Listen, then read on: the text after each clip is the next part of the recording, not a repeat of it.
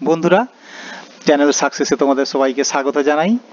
আশা করি আগের যে দুটো পার্ট মানে এক প্রিয়াম্বলকে মেমোরাইজ করা আর তারপর প্রিয়াম্বলের যে ব্যাখ্যা, সে দুটো পার্ট তোমাদের ঠিকঠাক হয়েছে।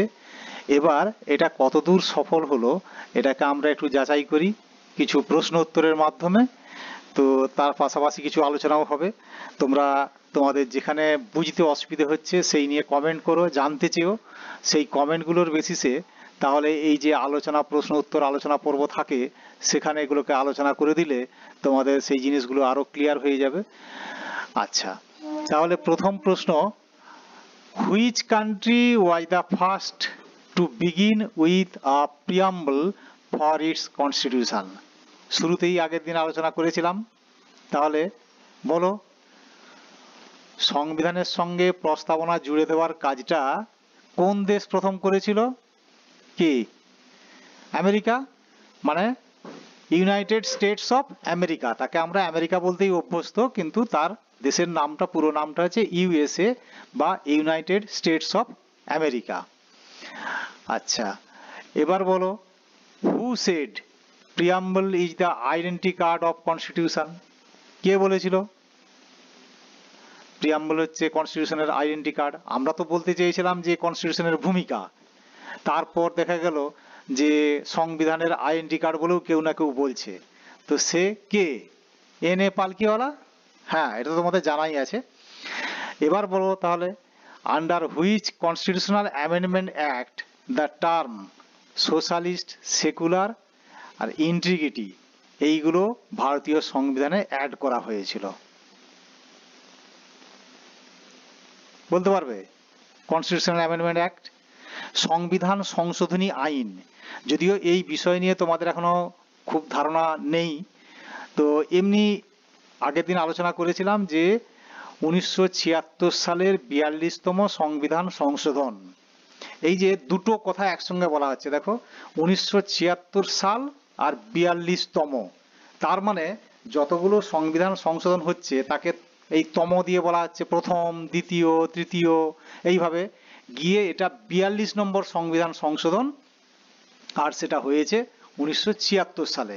এই নিয়ে তোমাদের ধারণা আরো পরে ক্লিয়ার হবে। এ পর্যন্ত সংবিধান কতবার সংশোধন করা হয়েছে, কোন সালে হয়েছে, আর সেটা কততম সংবিধান সংশোধন এবং প্রত্যেকটি সংবিধান সংশোধনে কি কি আছে, এই বিষয়টা তো জানতেই হবে। এটা হচ্ছে আমাদের পলিটি জানার একটা গুরুত্বপূর্ণ ভাইটাল দিক।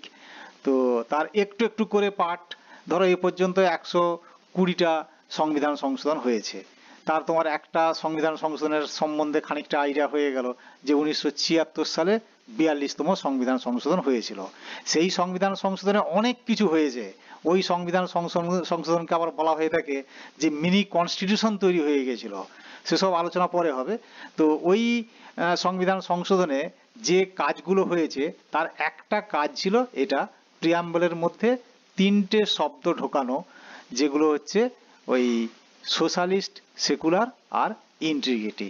ঠিক আছে, এবার বলো তো, what are the ingredients or components to the preamble of Indian constitution? আগের দিন আলোচনা হয়েছে ইনগ্রেডিয়েন্টস বা উপাদান, কম্পোনেন্ট, সেই কম্পোনেন্টগুলো কি কি? সেই কম্পোনেন্টগুলো তো আগের দিন আলোচনা করেইছি। কি মনে পড়ছে? কটা কম্পোনেন্ট ছিল? 4টে কম্পোনেন্ট ছিল। সেই 4টে কম্পোনেন্ট কি কি? Source of authority of the constitution, মানে সংবিধানের যে ক্ষমতার উৎস, সংবিধান প্রণেতা কারা, আর নেচার অফ ইন্ডিয়ান স্টেট, আর অবজেক্টিভ, আর ডেট অফ অ্যাডপশন। এই 4টে ছিল ইনগ্রেডিয়েন্ট বা কম্পোনেন্ট অফ ইন্ডিয়ান কনস্টিটিউশন। তো এই 4টের সোর্স অফ অথরিটি কি ছিল?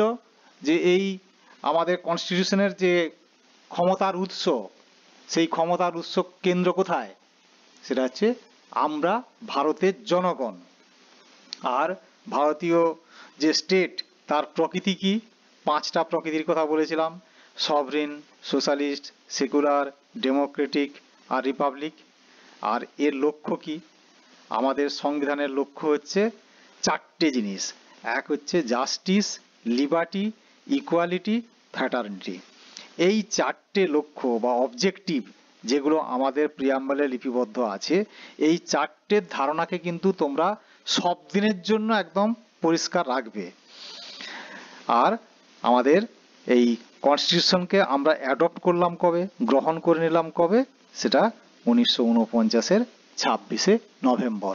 তাহলে যদি বলা হয় what are the ingredients or components to the preamble of Indian constitution, তাহলে কটা ইনগ্রেডিয়েন্ট হলো? চারটে। সেই চারটে সম্বন্ধে ধারণা হলো তো। এবার দেখো, being a sovereign state, India can either acquire A foreign territory or cede a part of its territory in favor of a foreign state, whether the statement is true or false. কি বলা হলো না, একটা সার্বভৌম রাষ্ট্র হিসেবে ভারত বিদেশের কোনো জায়গা দখল করতে পারে, অধিগ্রহণ করতে পারে, আবার নিজেদের কিছুটা জায়গা অন্য দেশকে দিয়েও দিতে পারে। এই বিবৃতিটি সত্যি না মিথ্যা? কি আগের দিন কি বলা হয়েছিল? সত্যি তো? হ্যাঁ, সত্যি। তোমাদের মনে হতে পারে যে এবার কি কেমন কথা, যে ভারত সার্বভৌম রাষ্ট্র হয়েছে বলে দেশ জয় করতে আরম্ভ করবে নাকি? এই যে অ্যাকোয়ার এ ফরেন টেরিটরি, মানে বিদেশের কোনো একটা জায়গা সে দখল করতে পারে, অ্যাকোয়ার করতে পারে, মানে অধিগ্রহণ করতে পারে। ভারত কি তাই করছে?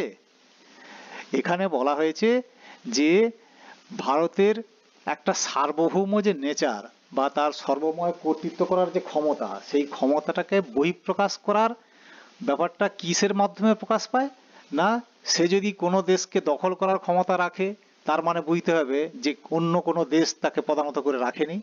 আবার সে যদি কাউকে কিছু দেওয়ার ক্ষমতা রাখে, তার মানে তার যেটুকু আছে সেটুকুর ওপর তার সর্বময় কর্তৃত্ব আছে। আচ্ছা, এই প্রসঙ্গে তোমাদের হয়তো জানা আছে, কারো কারো জানা আছে, আবার হয়তো কারো কারো জানা নেই, যে আমরা ভেরি রিসেন্ট কিছু এরকম ফরেন টেরিটরি আমরা অ্যাকোয়ারও করেছি এবং আমাদের কিছু টেরিটরি ফরেন স্টেটকে দিয়েওছি। কোথায় হয়েছে বলতে পারবে? না, যেটা ভাবছো তা নয় কিন্তু, যে আমরা পাকিস্তানকে দিয়েছি বা পাকিস্তানের কাছ থেকে নিয়েছি, চীনকে দিয়েছি, চীনের কাছ থেকে কিছু নিয়েছি, এরকম কিছু নয়। বাংলাদেশের সঙ্গে আমাদের ছিটমহল বিনিময় হয়েছে। আমরা বাংলাদেশকে কিছু ছিটমহল দিয়ে দিয়েছি, আবার বাংলাদেশের কাছ থেকে কিছু নিয়েছি। এই যে কাজটা হয়েছে, এখানে কিন্তু ওই ফরেন টেরিটরিকে আমরা অ্যাকোয়ারও করেছি, আবার ফরেন স্টেটকে আমাদের টেরিটরি কিছু দিয়েও দিয়েছি। নেক্সট কোয়েশ্চেন দেখো, what do you mean by state socialism? State সোশ্যালিজমটা কি? আগের দিন বলেছিলাম স্টেট সোশ্যালিজম মনে করে দেখো, কমিউনিস্টিক সোশ্যালিজম যা, স্টেট সোশ্যালিজমও তাই। স্টেট সোশ্যালিজম মানে হচ্ছে রাষ্ট্রের সমাজতন্ত্র। রাষ্ট্রীয় সমাজতন্ত্র বলতে কোনটা না, সাম্যবাদী সমাজতন্ত্র, যেটা বলেছিলাম যে মার্কস আর অ্যাঙ্গেলস এদের মানে যে চিন্তা ভাবনা, ওদের নীতি, সেই অনুসরণ করে যদি রাষ্ট্রের অধীনে উৎপাদন এবং বন্টন ব্যবস্থা থাকে এবং ব্যক্তি সম্পত্তির মালিকানা মানে অ্যাবলিশড হয়ে যায়, তাহলে বুঝতে হবে যে সেটা হচ্ছে কমিউনিস্টিক সোশ্যালিজম বা স্টেট সোশ্যালিজম। এবার বলো তো, মিক্সড ইকোনমি কি? মিক্সড কথার মানে কি? মিশে আছে যেখানে, মিশ্র অর্থনীতি। মিশ্র অর্থনীতির বৈশিষ্ট্য কি না, মিশ্র অর্থনীতির বৈশিষ্ট্য হলো যেখানে রাষ্ট্রীয় ব্যবস্থাপনায় যেমন উৎপাদন হচ্ছে বা তার বন্টন হচ্ছে, ব্যক্তিগত বা প্রাইভেট মালিকানাতেও হচ্ছে, মানে ব্যক্তিগত এবং রাষ্ট্রীয় উভয়ের উদ্যোগেই উৎপাদনের কাজও হচ্ছে, বন্টনের কাজও হচ্ছে। এই জিনিস যেখানে বর্তমান, সেটা মিক্সড ইকোনমি। ভারত একটি mixed economy country. Indian constitution embodies the positive concept of secularism, মানে ভারতীয় সংবিধানে একটা ইতিবাচক ধর্মনিরপেক্ষতার ধারণাকে তুলে ধরা হয়েছে। এটা কি সত্যি না মিথ্যা? সত্যি। সত্যিই তো। আমরা বলেছিলাম যে আরো কয়েকটা দেশে এরকম সেকুলারিজম আছে বা ধর্মনিরপেক্ষতা আছে, কিন্তু তাদের ধর্মনিরপেক্ষতা হচ্ছে নেতিবাচক, আমাদের ইতিবাচক। কেন ইতিবাচক সে তো আলোচনা হয়েইছে। The country which has direct democracy, যে দেশটার মানে ডাইরেক্ট ডেমোক্রেসি বা প্রত্যক্ষ গণতন্ত্র আছে তার উদাহরণ কি? এখানে যে কটা দেশ আছে, সুইজারল্যান্ড, ইংল্যান্ড, ফিনল্যান্ড, ইন্ডিয়া, তার মধ্যে কোন দেশটা? সুইজারল্যান্ড। আগের দিনও আলোচনা করা হয়েছে। তো সুইজারল্যান্ডের ডাইরেক্ট ডেমোক্রেসির প্রসঙ্গে রেফারেন্ডামের কথা বলা হয়েছিল, মানে গণভোট। আর যে কোনো সময়ই তারা হচ্ছে প্রতিনিধিকে ফিরিয়ে নিতে পারবে। আমাদের মতো 5 বছর ধরে তাকে 5 বছর বা 4 বছর, বিভিন্ন দেশের তো বিভিন্ন নিয়ম আছে। যেমন আমেরিকার রাষ্ট্রপতিকে 4 বছরের জন্য নির্বাচিত করা হয়, আমাদের প্রেসিডেন্ট 5 বছরের জন্য নির্বাচিত হয়। বিভিন্ন দেশে বিভিন্ন নিয়ম আছে। তো যেখানে ডাইরেক্ট ডেমোক্রেসি, সেখানে জনপ্রতিনিধিদের জন্য কোনো নির্দিষ্ট সময় নেই। যে কোনো সময়, সে 1 বছর, 2 বছর, 3 বছর, 4 বছর, যে কোনো সময়ই যদি জনগণ মনে করে যে এই প্রতিনিধিকে দিয়ে আমাদের কাজ করা যাচ্ছে না, তারা যে কোনো সময় তাকে রিকল করে নিতে পারে। তো তাহলে আমাদের ডাইরেক্ট ডেমোক্রেসির উদাহরণ হলো সুইজারল্যান্ড। এবার বলো, what is the trinity according to B R Ambedkar? আম্বেদকরের মতে ট্রিনিটি কি? ট্রিনিটি কথার মানে কি? ত্রয়ী। ত্রয়ী মানে 3। আম্বেদকর যে ত্রয়ীর ধারণা দিয়েছে, সেই ত্রয়ীটা কি? তোমরা যে প্রিয়াম্বল অফ দ্য কনস্টিটিউশন, আমি বোধহয় এই জিনিসটা আগের দিন আলোচনা করিনি, একটু স্কিপ করে গেছি, কারণ এত কম সময়ে অনেক ডিটেলসে আলোচনা করার তো সুযোগ ছিল না। তো তোমরা নিশ্চয়ই পড়েছো ওই ট্রিনিটির ব্যাপারটা। ট্রিনিটির ব্যাপারটায় তোমরা ওই যেখানে ডেমোক্রেটিক কথাটাকে ব্যাখ্যা করা হয়েছে, প্রিয়াম্বল অফ দ্য কনস্টিটিউশনের ডেমোক্রেটিক কথাটাকে যেখানে ব্যাখ্যা করা হয়েছে, তার একটু নিচের দিকে দেখবে যেখানে বলা আছে, political democracy can not last unless there lies at the base of it social democracy. মানে রাজনৈতিক গণতন্ত্র যেটা, সেটা কিন্তু টেকসই হতে পারে না যদি তার ভিত্তিটা না হয় সামাজিক বা সোশ্যাল ডেমোক্রেসি। সোশ্যাল ডেমোক্রেসি ছাড়া রাজনৈতিক গণতন্ত্র কিছুতেই সফল হতে পারে না, স্থায়ী হতে পারে না। তার ভিত্তিস্বরূপ সামাজিক গণতন্ত্র চাই। আবার সামাজিক গণতন্ত্র জিনিসটা কি? What does social democracy mean? It means a way of life which recognizes liberty, equality and fraternity. তার মানে হচ্ছে এটা জীবনযাত্রার একটা ধরন, যে জীবনযাত্রার ধরনে স্বীকৃতি দেওয়া হয়েছে স্বাধীনতা, সাম্য এবং মৈত্রী। তাহলে কি বোঝা গেল? স্বাধীনতা, সাম্য আর মৈত্রী, এর ওপরই ভিত্তি করে গড়ে ওঠে যে জীবন, সেই জীবনেই আছে সামাজিক গণতন্ত্র। আর সামাজিক গণতন্ত্র যার ভিত্তি নয়, সেই রাজনৈতিক গণতন্ত্র কখনো টেকসই হতে পারে না, স্থায়ী হতে পারে না। তাহলে এখানে যে what is the trinity according to B R Ambedkar, এই ট্রিনিটির কনসেপ্টটা তাহলে কি না, 3টে জিনিস, 3টে আইডিয়া, স্বাধীনতা, সাম্য এবং মৈত্রী, লিবার্টি, ইকুয়ালিটি অ্যান্ড ফ্র্যাটার্নিটি। তবে এই প্রসঙ্গে আম্বেদকর আরো একটু কথা বলে রেখেছে, সেটা হচ্ছে যে এই 3টে যে কনসেপ্ট, এইগুলোকে কখনোই কিন্তু পৃথক করে ভাবা যাবে না। এইগুলোকে সবসময়ই এক করে ভাবতে হবে, একটা ইউনিটি সেন্স নিয়ে ভাবতে হবে। কারণ যদি তুমি একটাকে আরগুলো থেকে আলাদা করে দাও, তাহলে যে উদ্দেশ্য, সে উদ্দেশ্য কিন্তু ব্যাহত হবে। এই 3টেকে সবসময় একসঙ্গেই ভাবতে হবে। এটাই হচ্ছে এই ট্রিনিটির ইউনিটি আর কি। তাহলে মনে রাখবে যে আম্বেদকরের ট্রিনিটি কি না, লিবার্টি, ইকুয়ালিটি অ্যান্ড ফ্র্যাটার্নিটি। আচ্ছা, absence of any privileged class can be found in monarchy, republic, democracy. তাহলে প্রিভিলেজ ক্লাসের অনুপস্থিতি কোথায় দেখতে পাওয়া যাবে? মনার্কিতে, রিপাবলিকে না ডেমোক্রেসিতে? কোথায় হবে বলো? নিশ্চয়ই মনার্কিতে হবে না। মনার্কি মানে কি? রাজতন্ত্র। রাজতন্ত্রে কি প্রিভিলেজ ক্লাস থাকতে পারবে? মানে প্রিভিলেজ ক্লাসের অ্যাবসেন্স হবে? অ্যাবসেন্স মানে অনুপস্থিতি।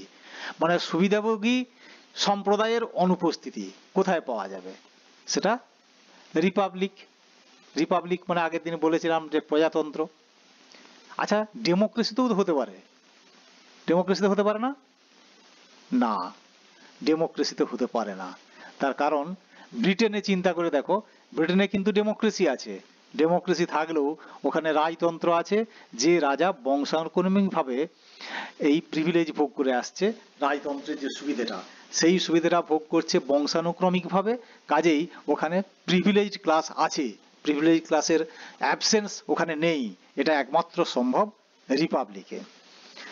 এবার দেখো, social, economic and political justice are secured in fundamental rights directive principles both A and B in other articles of Indian Constitution. এখন যতক্ষণ না তোমরা ফান্ডামেন্টাল রাইটস বা ডাইরেক্টিভ প্রিন্সিপাল সম্বন্ধে তোমাদের আইডিয়া হচ্ছে, ততক্ষণ পর্যন্ত এই ব্যাপারটা ভালো বুঝতে পারবে না। এখানে আমাদের চ্যাপ্টারের মধ্যে আলোচনার সুবিধার্থে যেটা ছিল সেটা আমি এখানে উল্লেখ করেছি, চ্যাপ্টারেও ছিল, একটা জায়গায় বলা আছে যেখানে জাস্টিস কথাটা আছে, জাস্টিসের ব্যাখ্যায় এটা বলা আছে, social, economic and political justice are secured in, দুটোতেই আছে, ফান্ডামেন্টাল রাইট আর ডাইরেক্টিভ প্রিন্সিপালস। উত্তর বোথ এ অ্যান্ড বি। পরে তোমরা যখন ওই ফান্ডামেন্টাল রাইটস বা ডাইরেক্টিভ প্রিন্সিপালস নিয়ে আলোচনা হবে তখন এই ব্যাপারটা আরো পরিষ্কার হয়ে যাবে।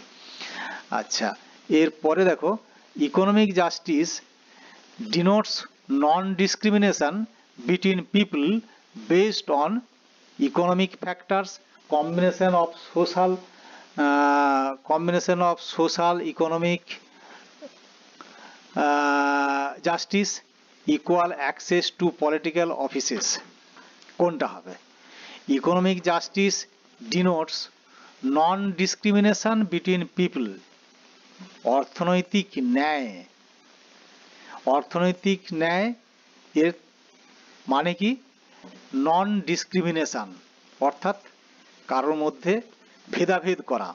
নন ডিসক্রিমিনেশন হচ্ছে ভেদাভেদ না করা, বিটুইন পিপল, লোকেদের মধ্যে ভেদাভেদ না করা। কিসের উপর বেস করে? না, ইকোনমিক ফ্যাক্টরস।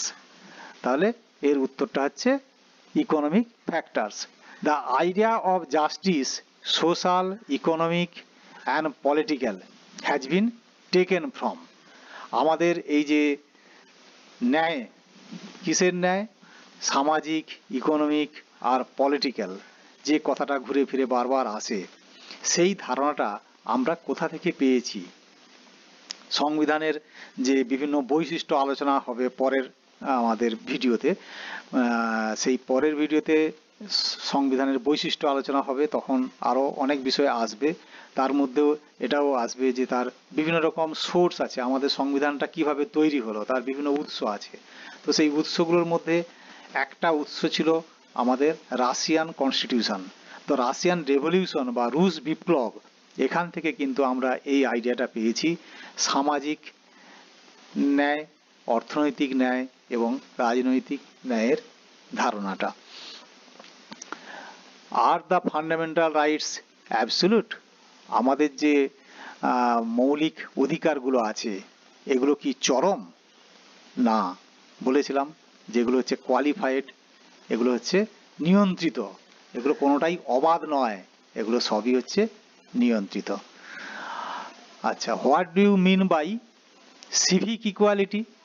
সিভিক ইকুয়ালিটি বা পৌর সাম্য, সাম্যর কথাটা যখন আলোচনা করা হয়েছিল, ইকুয়ালিটি, দেখবে তোমার ওই প্রিয়াম্বল অফ দ্য কনস্টিটিউশনের যেখানে ব্যাখ্যা হয়েছে বোল্ড লেটারগুলোর 8 নম্বর শব্দটা ছিল ইকুয়ালিটি।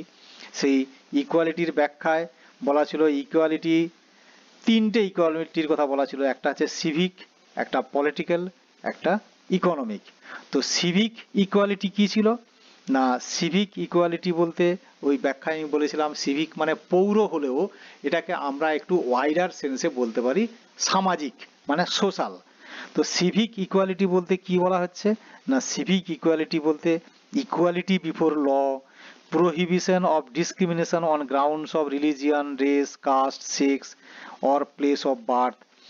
এইভাবে আমাদের ফান্ডামেন্টাল রাইট বা মৌলিক অধিকারের যে আর্টিকেলগুলো রয়েছে তার 14 নম্বর, 15 নম্বর, 16 নম্বর, 17 নম্বর, 18 নম্বর, এই যে 5টা আর্টিকেল, এই 5টা আর্টিকেল সরাসরি চলে আসছে আমাদের সিভিক ইকুয়ালিটির মধ্যে।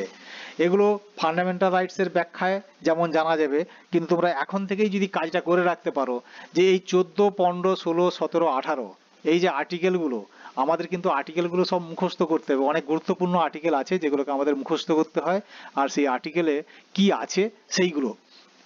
তো এখানে এই 14, 15, 16, 17, 18 এই 5টা যে আর্টিকেল আছে, এই 5টা আর্টিকেল এখন পারলে একটু ভালো করে মনে করে নাও। আর এই প্রসঙ্গে আরো একটা কথা যেটাকে খুব কেয়ারলেসলি আমরা পড়াশোনা করি, সেটা হচ্ছে যে এই যে ডিসক্রিমিনেশনের ব্যাপারটা, মানে ভেদ করার ব্যাপারটা, যে কাউকে মানে ছোট করে দেখা বা তাকে ভিন্ন করে দেখা, সেখানে কোন কোন গ্রাউন্ড, কোন কোন কারণ আছে।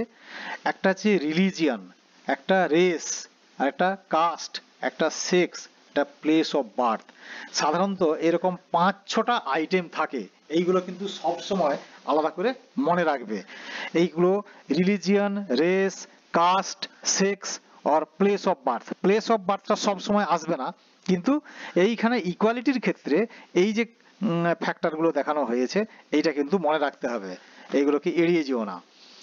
আচ্ছা, এরপর বলা হয়েছে যে আন্ডার আর্টিকেল 325, মানে 325 নম্বর আর্টিকেল, বলছিলাম না যে আর্টিকেলগুলো আমাদের কত করে মনে রাখতে হবে। ফান্ডামেন্টাল রাইটের জন্য যে আর্টিকেলগুলো আছে তার মধ্যে 5টা আর্টিকেল এখানে উল্লেখ করলাম।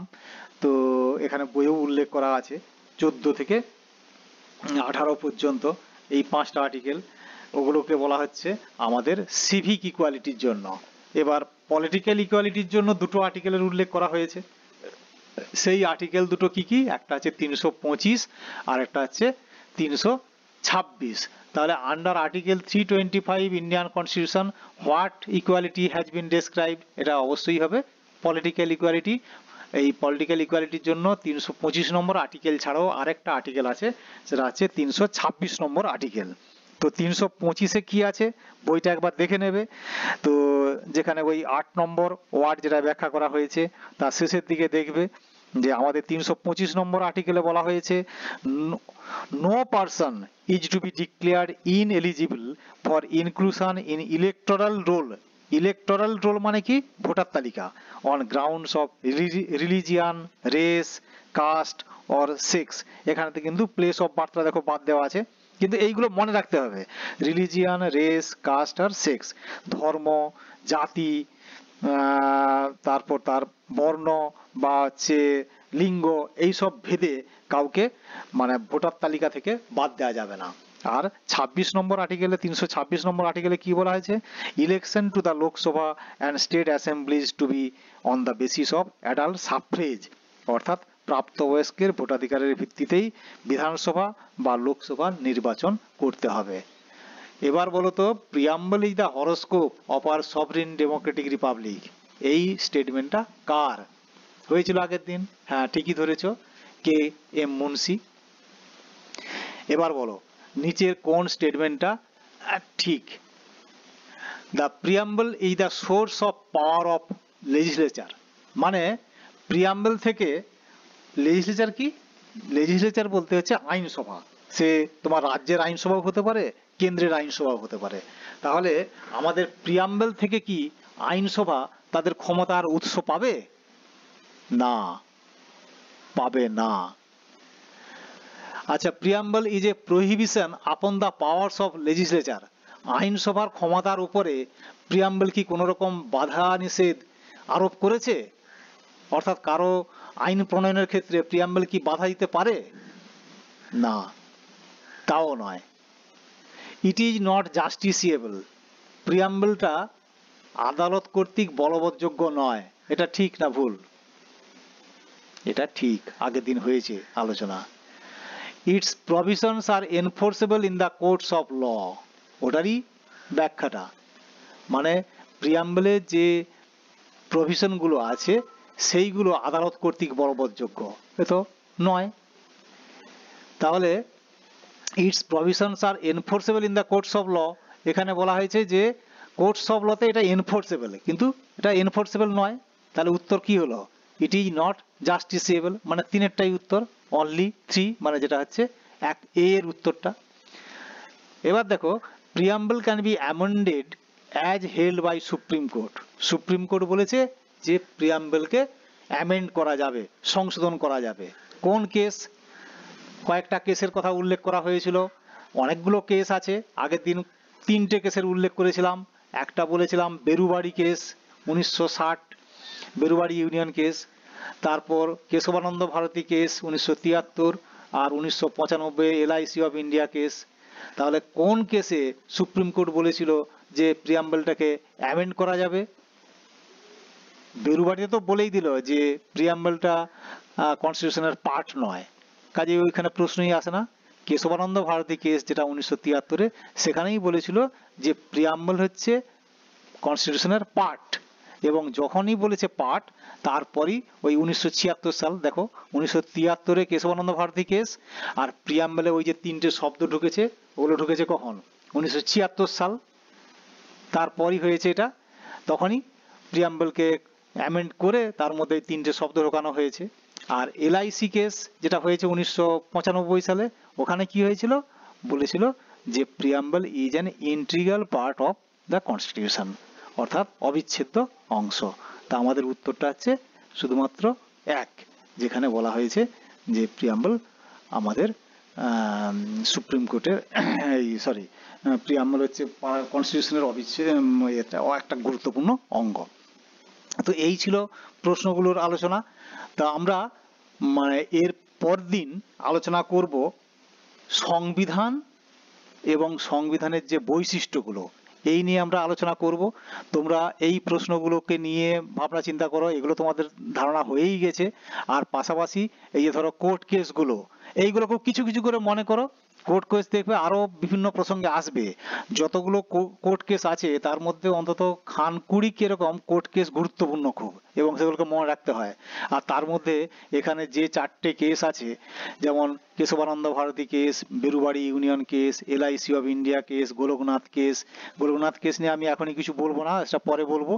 তো এই যে কোন সালে হয়েছিল কোন কেসগুলো এবং তার বিষয়বস্তু কি ছিল, এইগুলো সম্বন্ধে আইডিয়া রাখবে। আর আর্টিকেলগুলো, ফান্ডামেন্টাল রাইটসের যে 5টা আর্টিকেল বললাম, তার সঙ্গে আরো 325 আর 326, এগুলো সংবিধানের দুটো আরো আর্টিকেল।